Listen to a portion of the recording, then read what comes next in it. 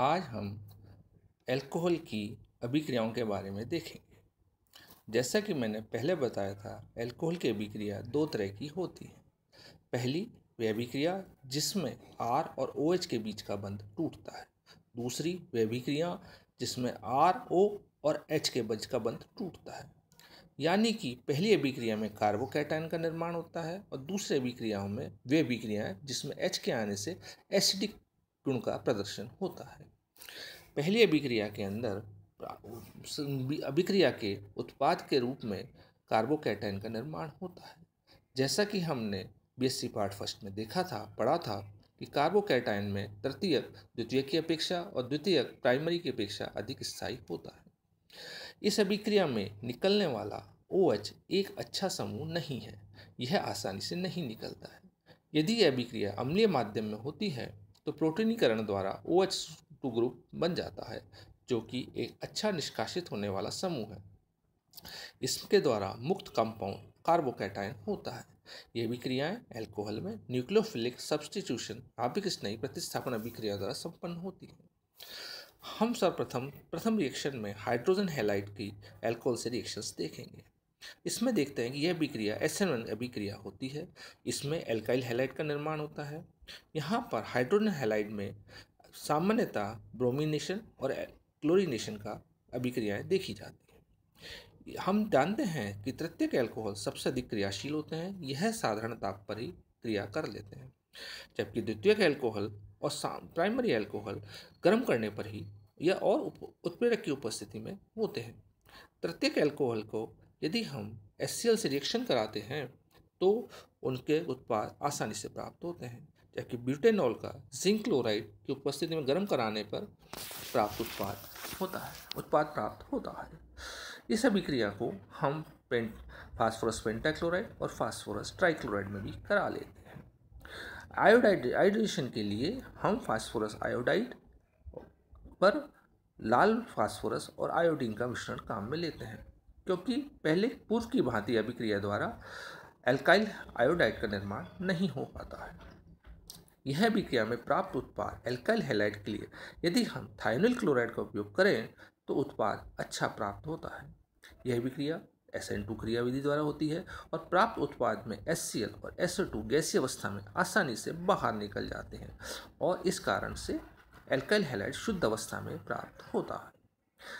Alcohol का अब निर्जलीकरण डिहाइड्रेशन करने पर पुनः वही मतलब कि उसके अंदर हमें प्राप्त उत्पाद में कार्बोकैटायन बनता है। यह कार्बोकैटायन के बारे में हम जानते हैं कि टर्शरी आसानी से बन जाता है। यदि हम देखते हैं अभिक्रियाओं में कि सेकेंडरी द्वितीयक अल्कोहल प्राप्त होता है तो और प्राइमरी अल्कोहल प्राप्त होता है, इसमें OH ग्रुप एक कार्बन से और हाइड्रोजन ग्रुप दूसरे कार्बन से प्राप्त होता है। पहले की भांति इसके अंदर aluminium Al2O3, aluminium hydroxide P2O5, सांद्र सल्फ्यूरिक अम्ल या अन्य कंपाउंड की रिएक्शन के उत्प्रेरक की उपस्थिति में यह अभिक्रिया कराई जाती है। इस अभिक्रिया में मुख्यतः ये ध्यान देने की बात है कि टर्शरी आसानी से होता है, सेकेंडरी उससे कम और प्राइमरी मुश्किल से होता है।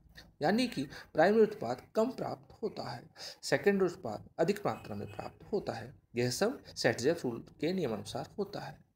एल्कोहल के ऊपर सांद्र सल्फ्यूरिक अम्ल अलग अलग ताप पर अलग अलग उत्पाद देता है, जैसे कि 100 डिग्री के ऊपर इथाइल हाइड्रोजन सल्फेट, 140 के ऊपर ईथर और 170 के ऊपर एल्कीन देता है। यदि एल्कोहल का हम देखें तो यह एल्कोहल से ईथर बनाने की एक अच्छी विधि है, इसको विलियम सिंथेसिस कहते हैं। और 170 डिग्री के ऊपर एक कार्बन से OH और एक कार्बन से हाइड्रोजन निकलकर एल्कीन प्राप्त होता है। अल्कोहल से ईथर का बनना SN1 SN2 दोनों प्रकार से संपन्न होता है और यह न्यूक्लियोफिलिक की एक अच्छी विधि होती है। टर्शरी अल्कोहल में SN1 होता है और प्राइमरी अल्कोहल में SN2 होता है। SN1 SN2 उनके पदों के क्रम के आधार पर किया जाता है। यदि हम अल्कोहल का अमोनीकरण करते हैं तो हमें एल्काइल अमीन प्राप्त होता है। यह जिंक क्लोराइड की उपस्थिति में उच्च ताप पर की जाती है। यदि अल्कोहल का अपचयन करना है तो रेड फास्फोरस और HI की उपस्थिति में करते हैं। इथेनॉल का अपचयन करने के ऊपर हमें एल्केन प्राप्त होते हैं। यह अभिक्रिया में एल्केन अच्छी मात्रा में प्राप्त नहीं होते हैं। यदि इथेनॉल का अकार्बनिक अम्ल जैसे कि सल्फ्यूरिक अम्ल या नाइट्रिक अम्ल का साधारण ताप पर हम काम का रिएक्शन करते हैं तो हमें एल्काइल साल्ट के लवण प्राप्त होते हैं, और ये एल्काइल साल्ट के लवण हमें